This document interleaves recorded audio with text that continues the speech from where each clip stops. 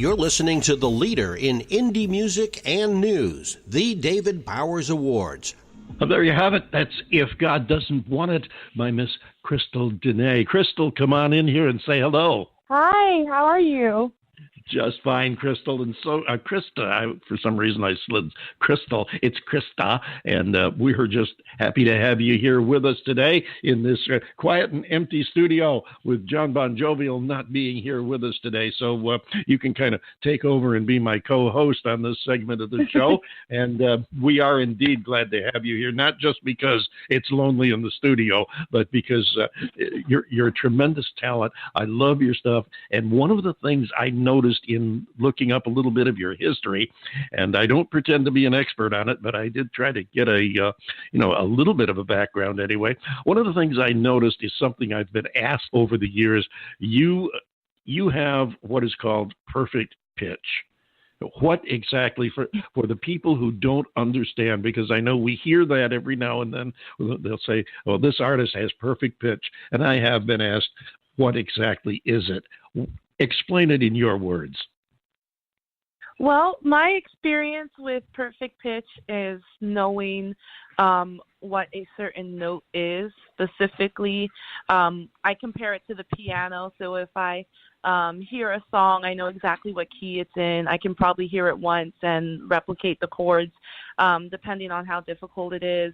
I can also hear notes in random things that don't usually have notes, like vacuums and microwaves, and there's kind of a note to everything, but there's pros and cons. I think the con is because I am fully aware of like every note that I'm being sung in my case. When I'm attempting to push myself, I'm like, oh, well, I know I can't sing above a blank, blank, blank, so I'm just not going to do it. So it gets a little over psychological, but I'm glad I have it. It comes in handy. It is something special, and I understand what you're saying about overthinking. I can see where that would happen. Let me ask you another question, though, in relationship to that. Now, I know myself, having been in and around music for so long, there are times when I will notice what I feel is an artist being slightly off key, and others around me won't notice it. Do you find that happens with perfect pitch? You will notice where someone is off key or it just isn't nailing that note, and others around you don't notice it? I do, and to a whole nother extreme, actually. It can get to the point where it's painful. And so in an instance where I should probably be polite, sometimes it's a little bit hard to hide my grimace just because it kind of hurts. So I've learned to control that. But yeah, I notice everything. Good and bad. And even for myself, it gets hard. Well, I really wondered about that because I have noticed it. And I have to admit, in my position here on my show where I audition, all of the acts. My co-host helps me. I have a staff that does some background work and auditions people for me too. But in the end, I get to hear them all. And there have been times when I have heard artists that agents have brought to me and said, "Hey, we want you to consider this artist for your show." And I listen, and as you said, sometimes it can be overpowering, the urge to say, "Oh my God, does this person know what they're doing?" And I feel guilty because, I'm here to help promote artists, especially indie artists, and give them a boost in their careers. And I last thing in the world I want to be is the deflator of someone's career and say, hey, the hardest thing in the world is for me to say, hey, listen, this artist needs some work before he, she, or they are ready for this level, ready to be heard around the world, or tell them that, perhaps you might want to consider a vocal coach to work with you on improving your style or something. But it can be really awkward. And as you said, you learn to kind of deal with how you handle the situation. I'm not a big fan of PC, but there are times when I do believe in trying to be, polite at least. But yeah, of course. I was wondering. I've never had perfect pitch, but I did wonder if that was something that you had to deal with, being able to hear every time somebody gets a little bit off key or something. And you, as I understand it, have been really seriously involved in music since, what, about age 11? Well, that's when I started writing my first song. I wrote my first song at 11, but I've been singing. I took voice lessons starting at age 6, actually. Oh, my gosh. Yeah. Does it ever get old? No, and that's why I love it so much. There's always so much more to learn. There's always room for growth.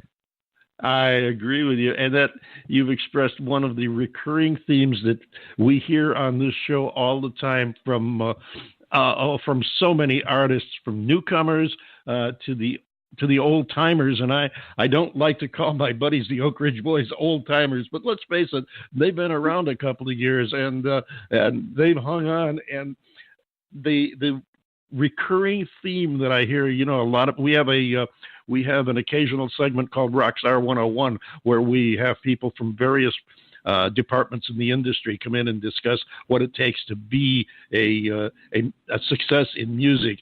And the boys have come in and told me, I remember Joe Bonsall was probably the first one that really expressed this to me, but the thing that has kept them alive for so long as a force in American music and contributed to their success is what I think has contributed to the success of most people in the business, and that is you enjoy what you're doing.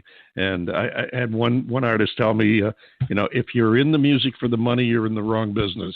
If you're good and stay at it, you'll make money, but enjoy what you're doing. You've got to love what you're doing.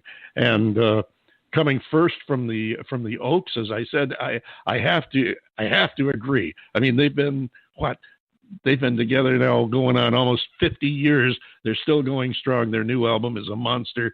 And the 17th annual revival, they've gone back a little bit to their gospel style. But for them to be around that long, they just have to love what they're doing. And you feel it when you see their shows. And I sense that in your song, although I'm rather new to you because I've only heard you for, I forget how long ago I heard your track, but it was within the last month, definitely. So, but I can sense the fact that you enjoy what you're doing, and that's a good thing.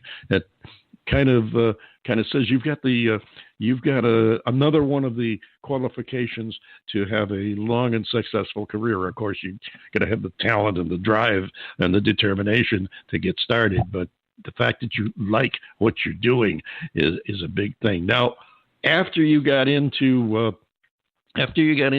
music and voice lessons right after birth, how did you progress your career from there? I would definitely attest that to my involvement and opportunities to perform my original songs in church. It was a really good platform for me, and that helped to give me the confidence to try out for the elite choirs in my high school, which took me all over the world, traveling and things like that. And those choirs, I mean, between the ones I did in high school and the one that I was able to make in university, really, really helped to expand my mind on vocal technique, overall musicality, being able to travel the world and hear different kinds of music and experience different cultures. I'm so much of a better artist because of that. And once I decided to get my music education degree, that was a whole nother side of things. And I just feel like I've been pretty well-rounded, whether it's conducting or composing or music theater or whatever, you name it. I've tried it out. And so that helps me to know not only what I love to do, but it also impacts the different kinds of music that I make. Well, I can understand that, and I can see it in your bio. You definitely have been all over the world, and you talk about a variety of not only challenging but top flight work. You've done everything from the Pirates of Penzance to Handel's Messiah, Mendelssohn's Elijah, Vivaldi's Gloria. You've done a little bit of everything, and really, really impressive. let me ask you now, you have had obviously leanings or experiences and chances to go in different directions. Obviously, you could have gone serious, you could have gone Broadway, you could have gone pop, rock. Your latest release, which we just played, even includes some rap, and I would like to I'm going to interrupt myself for a second right here. Let's take a moment to acknowledge your partner in that song. Who was it that did the rap lyric in there for you? The person that did the raps on those lyrics, his name is Young One, and he's my husband. I asked him to chime in on that song for me, and I'm so glad he did. Well, it was a little surprise the first time I heard it. I wasn't expecting it. Not because I don't expect rap in Christian music. As a matter of fact, I have a very good personal friend from many years ago in California when I was out there that has gone into just that. He does rap, hip-hop, Christian music, and so it didn't come as a total surprise in that respect, but it was a little bit of a surprise after hearing you, and then all of a sudden you get into this contemporary rap in the middle, and I was really surprised. Personally, I think it's a great thing. I am not a huge, let's face it, we all have our favorite forms of music, and we have our less favorites. I am not a huge rap fan, okay? And that's not a secret. I've had rap artists on the show. I have nothing against it. It's just not my favorite type of music. And for me to say that I really liked the way you worked it into the song, it really means something, because it means that I did, in fact, like it. It's not something I would say just to make you feel good. Well, thank you. I'm so glad you did. I think it's a good thing. I really do. I think that, well, for one thing, the obvious, we have so much negativity in a lot of today's music, including rap and hip-hop, and a lot of stuff that we probably, at least to my mind, probably shouldn't even be doing in music today, but it's part of life as we know it today. So it is really good to see the other end of it, the other end of the spectrum, the good stuff, to see, for example, Christian rap, to show that, not all rap is about shooting up people, killing them, and doing a whole bunch of other ungodly things, but to see that it can be transitioned to the goodness in people. And I like that. I really do. Now, you have an album, and you have a new single coming out, which we are going to play before we let you go. We're going to give the people a sneak preview of that. Tell us about your album. Well, the album coming out in September is self-entitled, and I'm really looking forward to that. It's very eclectic, I would say, very raw, just kind of a journey of what it's like to be a Christian, the highs and the lows, the victories, the triumphs, the questions, the confusion. There's poetry, there's like a theatrical piece on it. It's definitely something that you would listen to and either and feel inspired by, or almost therapeutic, like, oh, I'm so glad that I got that off my chest, or somebody else knows how I feel. It's a combination of a lot of things. I wanted it to be some song be for somebody, maybe you don't like this song, but you like that song, or, it's kind of like how everyone has their MJ jam, how everyone has their Michael Jackson jam. I like to model my music after that, where there's that one song that's just for that one person, but they all tie in together. They all definitely connect. But I suggest listening to the album the whole way through, almost like a book. You wouldn't just pick a chapter out of a book and just start reading it, So I'm excited. It's going to be a piece of art. I'm really looking forward to it. It's always a good thing when an artist is excited about their own production, because your true artists don't really